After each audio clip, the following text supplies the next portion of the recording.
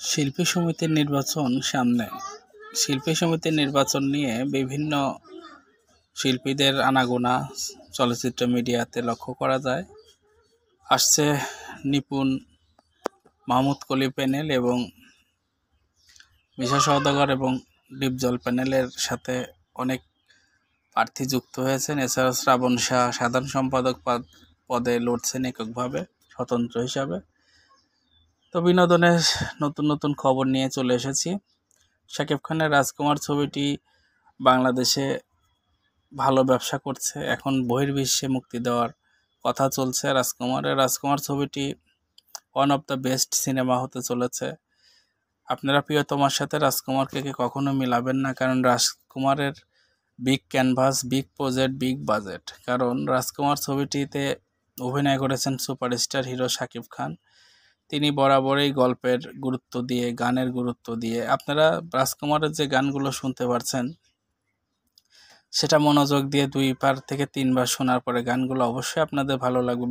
বালাম এবং কোনালের যে রাজকুমার শিরোনামের যে গানটি অনেক বেশি ভিউ হয়ে গেছে, 11 মিলিয়ন ভিউ হয়ে গেছে। আপনারা জানেন তো, ভার্সেটাইল মিডিয়া নতুন চ্যানেল, 0 থেকে শুরু হয়েছিল, আজকে 1 লক্ষের উপরে সাবস্ক্রাইবার। তো যাই হোক, এখন চলে আসি আমরা তুফানের কথাতে। তুফানের শুটিং তো শুরু হচ্ছে বা শুরু হয়ে গেছেই। হিমেল আশরাফ যেমন গোছানো কাজ করেন, ঠিক রায়হান রাফি তুফান ছবিটিও করবেন অনেক গোছানো। আর রায়হান রাফির তুফান ছবিতে কাজ করছেন ওপার বাংলার মিমি চক্রবর্তী এবং এপার বাংলার মিষ্টি মেয়ে নাবিলা।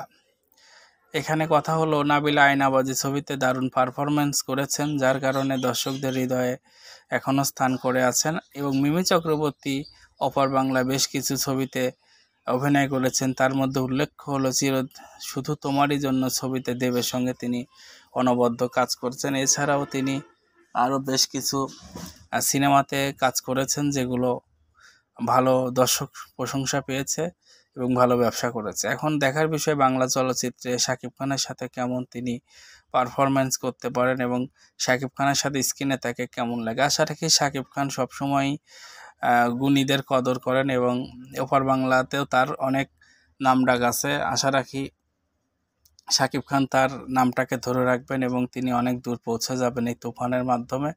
তুফান ছবিতে আরও বড় বড় কিছু বিগ কাস্টিং আছে, এগুলো ফজলুর রহমান বাবু কাজ করবেন, এটা আমরা একটি গণমাধ্যমে বা নেটের মাধ্যমে জানতে পেরেছি। এছাড়াও আরও যে সকল ধামাকাগুলো আছে আপনাদের সাথে পর্যায়ক্রমে সেগুলো ধীরে ধীরে শেয়ার করা হবে। তো প্রিয় দর্শক, ভিডিওটি ভালো লাগলে আমাদের চ্যানেলের সাথে থাকবেন এবং আপনাদের মূল্যবান মতামত কমেন্টসের মাধ্যমে জানিয়ে যাবেন এবং চ্যানেলটাকে সাবস্ক্রাইব করবেন এবং পেজ থেকে দেখলে পেজটাকে ফলো দিয়ে রাখবেন। এমন ভিডিও আসতেই থাকবে। ধন্যবাদ সবাইকে সাথে থাকার জন্য। শিল্পী সমিতির নির্বাচন সামনে। শিল্পী সমিতির নির্বাচন নিয়ে বিভিন্ন শিল্পীদের আনাগোনা চলচ্চিত্র মিডিয়াতে লক্ষ্য করা যায়।